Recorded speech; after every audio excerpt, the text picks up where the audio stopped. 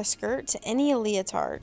So in this video, I'm actually using the Juliet Leotard by Petite Stitchery, the Big Noggin Baby Bummies, and then the skirt is a free skirt pattern from Recaptured values. I'll link below.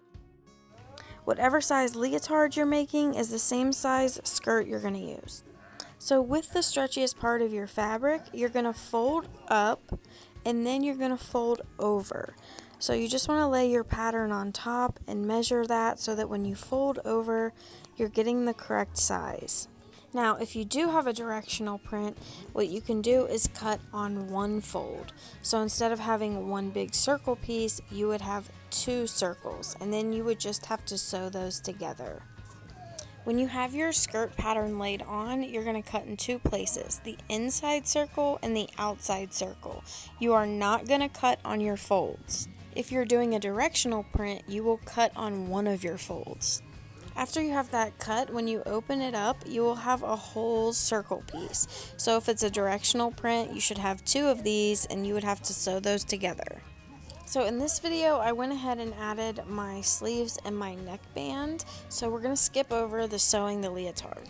You're going to fold your leotard in half, matching it up at your side seams, and then you're going to use a bummies pattern, the same size as your Leo, lay that on top, lining it up at the crotch, and then you're going to cut straight across.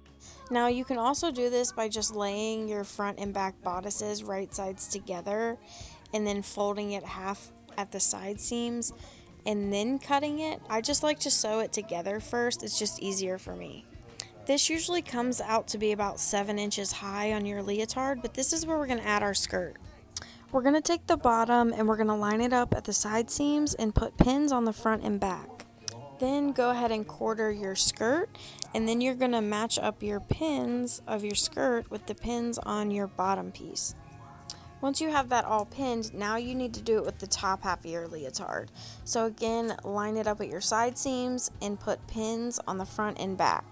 Turn the top half of your leotard inside out, but keep the bottoms right side out.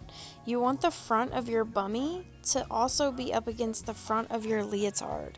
You're going to slide that bottom into the top half of your Leo and go ahead and match up all of your pins.